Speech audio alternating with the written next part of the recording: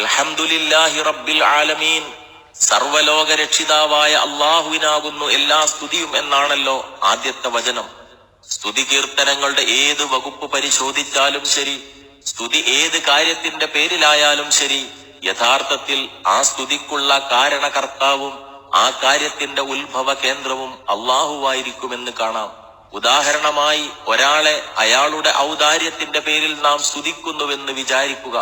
അയാളെ സൃഷ്ടിച്ചത്, ഉദാരശീലനാക്കിയത്, ഔദാര്യം ചെയ്യാനുള്ള വക അയാൾക്ക് നൽകിയത്, അത് മറ്റുള്ളവർക്ക് പ്രയോജനപ്പെടുമാറാക്കിയത്, അത് അയാളുടെ സൽക്കർമ്മമായി അംഗീകരിക്കുന്നത് എന്നിങ്ങനെ അതുമായി ബന്ധപ്പെട്ട എത്രയോ കാര്യങ്ങളുടെ കർത്താവ് അല്ലാഹുവല്ലാതെ മറ്റാരാണ്?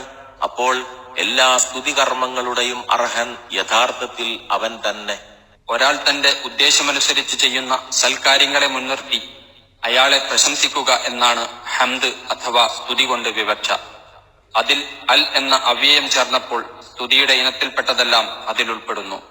അതുകൊണ്ടാണ് അൽഹംദ് എന്ന വാക്കിന് സർവസ്തുതിയും സ്തുതി മുഴുവനും എന്നൊക്കെ അർത്ഥം കൽപ്പിക്കപ്പെടുന്നത്. കുറിപ്പ്: ഇംഗ്ലീഷിലെ ദി എന്ന അവ്യയത്തിന്റെ സ്ഥാനമാണ് അറബിയിലെ അൽ എന്ന അവ്യയത്തിനുള്ളത്. മലയാളത്തിൽ ഇതിന്റെ സ്ഥാനത്ത് നിൽക്കുന്ന വാക്കുകളില്ല. ഒരു നക്കിറ അഥവാ സാമാന്യ നാമത്തിൽ അൽ ചേരുമ്പോൾ അതിന്റെ സാമാന്യത്വം നീങ്ങി അതൊരു പ്രത്യേകാർത്ഥമുള്ളതായിത്തീരുന്നു. ഉദാഹരണം: കലം എന്നാൽ ഏതെങ്കിലും ഒരു പേനയും, അൽ കലം എന്നാൽ ഒരു പ്രത്യേക പേനയോ പേനയുടെ വർഗമോ ആയിരിക്കും ഉദ്ദേശ്യം. കൂടുതൽ വിവരം ഭാഷാ സാഹിത്യ ശാസ്ത്ര ഗ്രന്ഥങ്ങളിൽ നിന്നറിയേണ്ടതാകുന്നു. സ്വന്തം ഉദ്ദേശപ്രകാരമല്ലാതെ ഉണ്ടാകുന്ന നല്ല കാര്യങ്ങളെപ്പറ്റി പുകഴ്ത്തിപ്പറയുന്നതിന് ഹംദ് അഥവാ സ്തുതി എന്ന് പറയാറില്ല. അതിന് മദ്ഹ് അഥവാ പ്രശംസ എന്നാണ് പറയപ്പെടുക. ഈ വാക്കാകട്ടെ ഉദ്ദേശപൂർവവും അല്ലാതെയും ഉണ്ടാകുന്ന എല്ലാ നല്ല കാര്യങ്ങളിലും ഉപയോഗിക്കപ്പെടുകയും ചെയ്യും.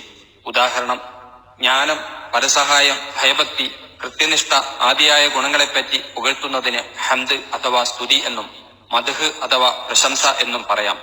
എന്നാൽ സൗന്ദര്യം, ശബ്ദഗുണം, ശരീരവടിവ് പോലെയുള്ളവയെപ്പറ്റി പുകഴ്ത്തുന്നതിന് മദ്ഹ് അഥവാ പ്രശംസ എന്നല്ലാതെ ഹംദ് അഥവാ സ്തുതി എന്ന് പറയാറില്ല. ഒരാളിൽ നിന്ന് ലഭിച്ച ഏതെങ്കിലും ഉപകാരത്തിന്റെ പേരിൽ അയാളെ പ്രശംസിക്കുന്നതിന് ശുക്ർ അഥവാ നന്ദി എന്ന് പറയപ്പെടുന്നു. നന്ദിയാകട്ടെ വാഗ്മൂലം മാത്രമല്ല, മനസ്സുകൊണ്ടും പ്രവൃത്തി മുഖേനയും പ്രകടിപ്പിക്കാവുന്നതുമാണ്. മേൽ വിവരിച്ചതിൽ നിന്ന് ഈ മൂന്ന് വാക്കുകളും തമ്മിൽ ചില സന്ദർഭങ്ങളിൽ യോജിപ്പും ചില സന്ദർഭങ്ങളിൽ വിയോജിപ്പും ഉണ്ടാവാമെന്ന് മനസ്സിലാക്കാമല്ലോ. യോജിപ്പിന്റെ വശങ്ങളെ പരിഗണിച്ചുകൊണ്ടാണ് ഈ മൂന്ന് പദങ്ങളെയും ചിലർ പര്യായ പദങ്ങൾ എന്നോണം ഉപയോഗിച്ചു കാണുന്നത്. ഈ ഉപയോഗം ചിലപ്പോൾ ആശയക്കുഴപ്പത്തിന് കാരണമാകാറുള്ളത് കൊണ്ടാണ് ഈ വാക്കുകളെ കുറിച്ച് ഇത്രയും വിവരിച്ചത്. എല്ലാ സ്തുതിയും അള്ളാഹുവിന് തന്നെയാണെന്നുള്ള യാഥാർത്ഥ്യം മനസ്സിലാക്കുവാൻ പോരുന്ന അവന്റെ ചില ഉത്കൃഷ്ട ഗുണവിശേഷങ്ങളാണ് തുടർന്ന് പ്രസ്താവിച്ചിരിക്കുന്നത്. റബ്ബുൽ ആലമീൻ, ലോകരുടെ രക്ഷിതാവ്; അർ റഹ്മാൻ, പരമകാരുണികൻ; അർ റഹീം, കരുണാനിധി; മാലിക് യൗമിദ്ദീൻ, പ്രതിഫല ദിനത്തിന്റെ ഉടമസ്ഥൻ.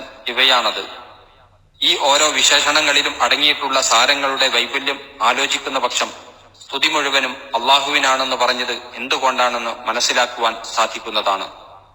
റബ്ബ് എന്ന വാക്കിന് രക്ഷിതാവ്, പരിപാലകൻ, വളർത്തുന്നവൻ, യജമാനൻ എന്നിങ്ങനെയും ഉടമസ്ഥൻ, കൈകാര്യം നടത്തുന്നവൻ എന്നിങ്ങനെയും അർത്ഥങ്ങൾ വരും. അള്ളാഹുവിനെ സംബന്ധിച്ചിടത്തോളം ഈ എല്ലാ അർത്ഥത്തിലും അവൻ റബ്ബ് തന്നെ. ലോകം എന്നർത്ഥമായ ആലമിന്റെ ബഹുവചനമാണ് ആലമീൻ. ഈ ബഹുവചന രൂപം ബുദ്ധിജീവികളിലാണ് സാധാരണ ഉപയോഗിക്കപ്പെടാറെങ്കിലും ബുദ്ധിജീവികളെന്നോ മറ്റു ജീവികളെന്നോ നിർജീവ വസ്തുക്കളെന്നോ വ്യത്യാസം കൂടാതെ അഖില ലോകങ്ങളുടെ റബ്ബ് എന്നത്രേ റബ്ബുൽ ആലമീൻ കൊണ്ട് വിവക്ഷ. മൂസ അലൈഹിസ്സലാം നബിയും ഹാറൂൻ അലൈഹിസ്സലാം നബിയും ഫിർഔന്റെ അടുക്കൽ ചെന്ന് ഇന്നാ റസൂലു റബ്ബിൽ ആലമീൻ, ഞങ്ങൾ റബ്ബുൽ ആലമീന്റെ ദൂതന്മാരാണ് എന്ന് പറഞ്ഞപ്പോൾ ഫിർഔൻ ചോദിച്ചു, വമാ റബ്ബുൽ ആലമീൻ, എന്താണ് റബ്ബുൽ ആലമീൻ?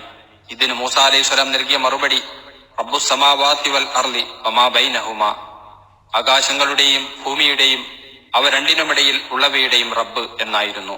ശുഅറാ 16, 23, 24.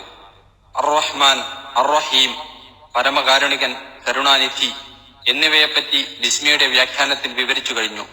ബിസ്മി ഈ സൂറത്തിലെ ഒരു ആയത്താണെന്ന അഭിപ്രായം സ്വീകരിച്ചാലും ഈ രണ്ട് തിരുനാമങ്ങൾ വീണ്ടും ഇവിടെ ആവർത്തിച്ചത് കേവലം ഒരു ആലങ്കാരികമായ ഉദ്ദേശത്തിലൊന്നുമല്ല. അള്ളാഹുവിന്റെ നാമത്തിൽ ഖുർആൻ പാരായണം ആരംഭിക്കുന്നതിലടങ്ങിയ തത്വങ്ങളെ സൂചിപ്പിച്ചുകൊണ്ടായിരുന്നു ബിസ്മിയിൽ ആ വിശേഷണങ്ങൾ. ഇവിടെയാകട്ടെ സ്തുതി കീർത്തനങ്ങളെല്ലാം എന്തുകൊണ്ട് അള്ളാഹുവിന് അവകാശപ്പെട്ടതായി എന്നുള്ളതിന്റെ പശ്ചാത്തലം ചൂണ്ടിക്കാട്ടുന്ന ഗുണവിശേഷങ്ങളുടെ കൂട്ടത്തിൽ അവന്റെ കാരുണ്യത്തിനുള്ള സ്ഥാനം കൂടി എടുത്തു കാണിച്ചിരിക്കുകയാണ്.